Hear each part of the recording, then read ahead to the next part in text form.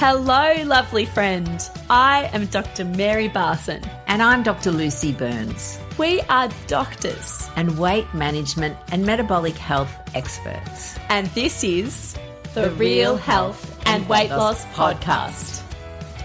Hello, lovely friend, and welcome to this episode of Real Health and Weight Loss. I'm Dr. Mary, and I am thrilled today to have a really wonderful guest with us, Theresa Redgewell.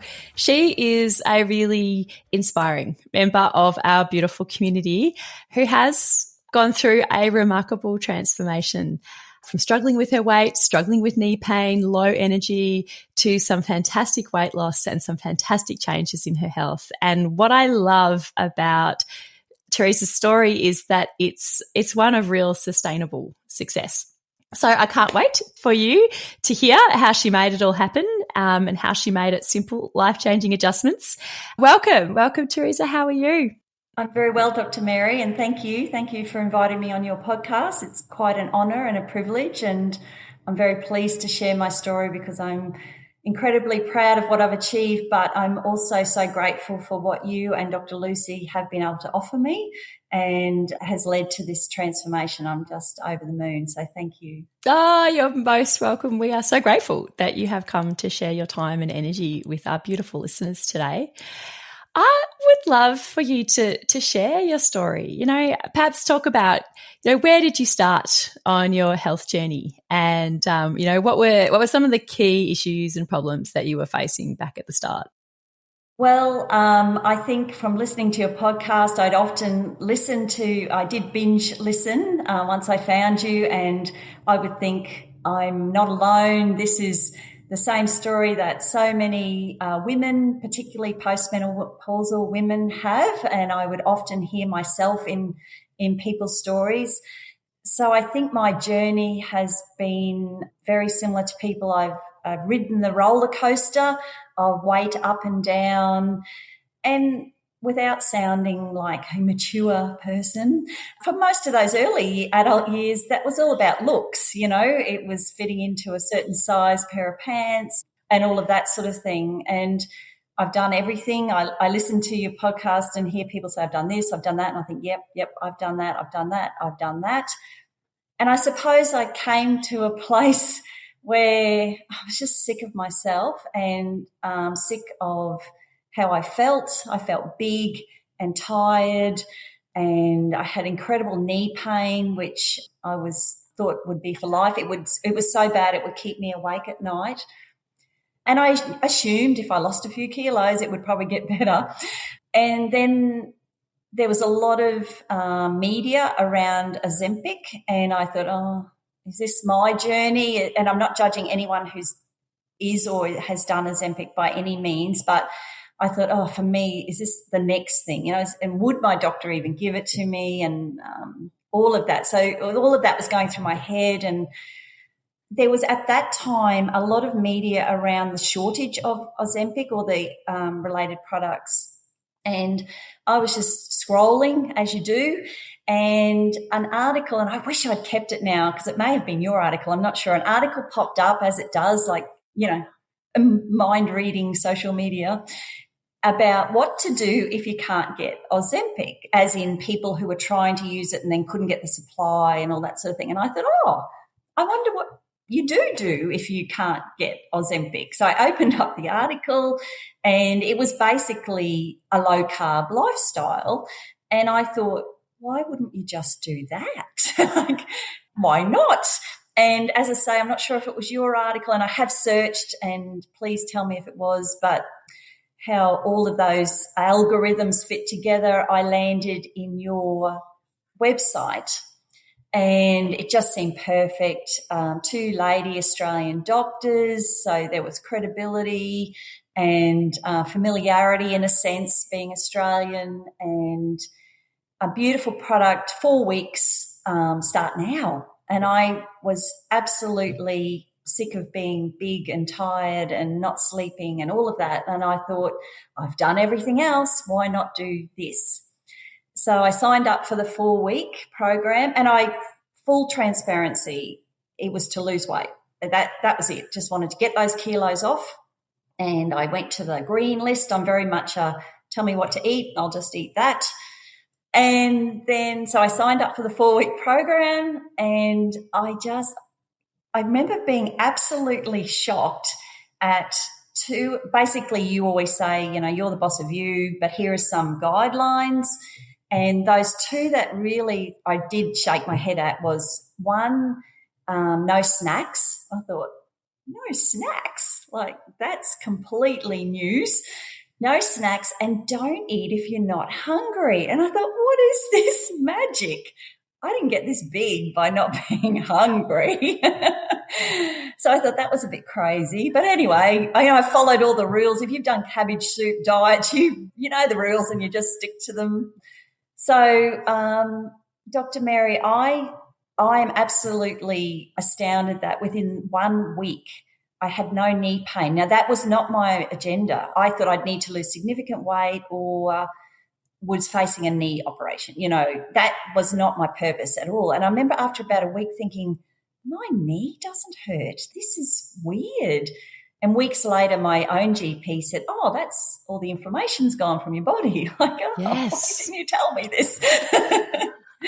It was literally only a week. I probably lost a couple of kilos in the first week, as you do. It's quite normal. So it certainly wasn't the weight off my knees. So inflammation, yeah. And then within about the next week, I'd adjusted to the no snacks, and I started to think, I don't really feel like breakfast. I think I could just eat 2 meals. And this change just started to happen. I couldn't have imagined it. It was just, yeah. And I love the food. I adjusted really quickly and easily. I had years ago done I Quit Sugar. And that's probably the closest thing that I've aligned with over the years and loved. But I know now from your program that I hadn't given up savoury sugars, basically. In the I Quit Sugar, it just focuses on actual sugar and fructose, and that was only part of the game. So I understand now why that didn't stick. It was the carbohydrates that really... So, yeah, and I was telling everyone I was like an evangelist. People would say, what have you done? And I'd say, you sure you want me to tell you? Because I won't shut up. So really quickly, you had 2 benefits. One was the inflammation and the knee pain just poof, disappeared. And it seems like your hunger really reduced as well. And you said before, I didn't get this size by not being hungry all the time. And then you weren't hungry all the time. I really wasn't. I settled into 2 meals a day very easily, very easily. And once I really got into the program and understood, which is what I love about your program, is it's not just here's a list of food, only eat this and don't eat that. With the program and the videos and your podcast, I could understand what that was doing to my body, and perhaps why when I was younger I could have eaten more carbs than what I can now. That helped me as well. I did, after a period of time, choose 1 meal a day for a while, not to do any radical weight loss, but I literally wasn't hungry, Dr. Mary. Like, what is this magic? The power of real food is wonderful, isn't it? Oh, it is. It's so wonderful. Yes. Yeah. I just was not expecting it at all. I was expecting to, I think it's Dr. Lucy or yourself that talk about white knuckling it. We've all done it to get to the next dress size or that event, or, I'm well experienced at that. I could write a book on that. But this is my life now. This is how I eat. I can't say enough how easy it is. It's just... I just love that. I wish I'd found it years ago. Yeah. So thank you. You made these changes whilst you're busy. Tell us a little bit about yourself. You're a busy woman, aren't you? You've got a lot going on. Yeah. I've got a bit going on. I'm a 50-something-year-old. I work in education. I'm a head of college, which, has responsibilities, and every job is stressful. I'm not taking away from any job, but leading up to this time had been a particularly stressful time, and I've been through those times in my life, but I understand now from your program the impact of cortisol on the body. So that was a light bulb moment as I was going through your program and understanding that cortisol impact. And I thought, okay, this is really making sense to me. So yes, busy wife, mother, all of those things, and a highly stressful job, as I said, like most people have, but usually I put on weight during those sorts of periods. And if you looked back through my roller coaster, there would be stress attached to a lot of those ups and not so much the downs. And, you know, it's always a stressful job. That's not going to change. And I was still able to do this and have, you know, for so long. And yeah, this is just how I eat now. And it fits in with the family. I still have an adult daughter living at home, and my husband, he gets what I eat, but maybe I put some potato on his plate, or he might have pasta with his spaghetti sauce. But I'm not cooking different meals for different people in the family. It was so easy and smooth, and dare I say it, money saving. I'm not buying all that rubbish into the house. Rather than having a goal of losing weight, eventually, like initially it was, I'm not trying to deny that, but now it's all about health and how I feel. So I lost 30 kilos, which I'm incredibly proud of. But quite early into that, once I realised this is a lifestyle change and my health is my priority rather than just fitting into, you know, a pair of jeans or something like that, I stumbled on a thing that said about what your waist measurement should be, or ideally. And I always, you know, at the beginning of every diet, take all my measurements, as you do, old habits. So I had my beginning measurements, and in this Australian Heart Foundation article, it said ideally for women 80 centimetres. And I've always been pear-shaped, and my waist hasn't really been an issue, but, you know, then menopause sneaks up on you and has other ideas. And I was just shocked. I couldn't believe my waist size. And so while I lost 30 kilos, what I'm most proud of is I lost 30 centimetres off my waist. And as I say to everyone, that's a whole ruler. A whole ruler, spoken like a true educator. Yes, it is. A whole ruler off your waist. That is awesome, isn't it? Yes, it's huge. And I understand from your podcast about visceral fat and I can't say the word, subcutaneous. Yep. Rolls off the tongue. Thank you. Spoken like a doctor.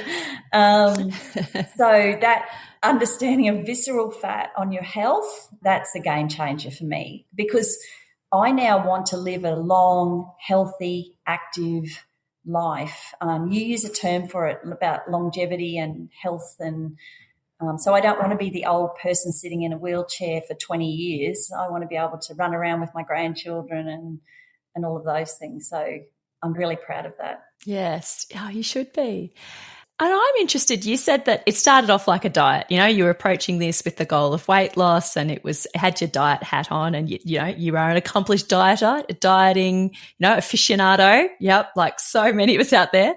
But then there was a transition, and now it's just sustainable. Can you tell us a bit more about that transition? You already have, but what do you think has made it easy for you now to go from diet with diet rules, tell me what to do, to this is just what I do now? Yeah, I think apart from the knee pain, I started sleeping through the night. So it wasn't only the knee keeping me up, obviously, that it's this phase of life. Women my age will always talk about being awake at night, getting up to go to the toilet, all that sort of thing. And then I started to sleep through the whole night. And, it's well discussed, sleep being the lead domino in your health. Once it became noticeable that I was losing weight, people, which is lovely, always say, you look great, they compliment your looks, which is lovely. And, don't get me wrong, everyone we're human, we like to be told that. But I found myself without thinking replying, well, thanks, but I feel great. I just feel great. And no diet, quotation marks, has ever done that, where I would reply with, I feel great. And I do feel really good. I think I'd lost about 10 kilos and I started CrossFit. God, I never thought those words would come out of my mouth. So good. Because I could. It was tough. It's a difficult form of exercise, but it was really tough at first. But I found really great coaches who worked with me at my ability level and size, because I was still big. And then I started to exercise because it made me feel good, not to lose weight, because I realized I could have actually followed this program and still achieved the weight loss without the exercise. I was walking and all of that sort of thing. So that was another mind shift, because I had come from that, exercise to burn weight. And I wasn't doing that. I was exercising because I felt great, It's still new, Dr. Mary. I love it. So good. It's just beautiful. It's all just like, there's all these beautiful like little petals of this story are opening up, and it's just getting better and better. You did our 4-week program, which is a self-paced program that focuses, really on the what and the how of the sort of the physical aspects of low carb real food. But then you actually chose to go on and do a 12-week program, a 12-week mind-body rebalance. Why did you choose to do that, and what did you get out of that program, do you think? I did the 4 because that was all that was on offer at that time. I'm very much, once I decide to do something, I do it, and started, the next day. And by the end of the 4 weeks, I felt great, but I wasn't there by any means. And that was coming up to that November-ish time, and you would know, I can't remember the exact date, but you were then offering the 12-week, because you only have set times that you can do the 12. You can't do it at any time. And I thought, you know what, I don't want Christmas to blow this for me. I just wasn't quite there. Like right now, you could throw anything at me and I will be fine. But right then, I was still at that tipping point that I could have fallen off, for want of a better term. I know you don't like that. No, I know what you mean. Absolutely. Yeah. Yeah. Mentally, I thought I was so motivated that I just wanted a tool to keep me on the path that I was on, because you don't lose 30 kilos overnight. That takes time, especially to do it safely and healthily. So what the 12-week gave me was that continued investment in myself, continued to keep me in the mindset. So whenever I'm in the car, your podcast is playing, I'm watching the videos, all of that. And through that tricky time of Christmas, and it's just food everywhere, it just gave me that added security, so to speak, to keep in the headspace, to know it was achievable. You give really good options. You might go to something and decide, tonight I'm actually going to choose to have something. And I would do that. I would make that decision. And then I would find I'd get there and think, I actually don't want it. I actually don't.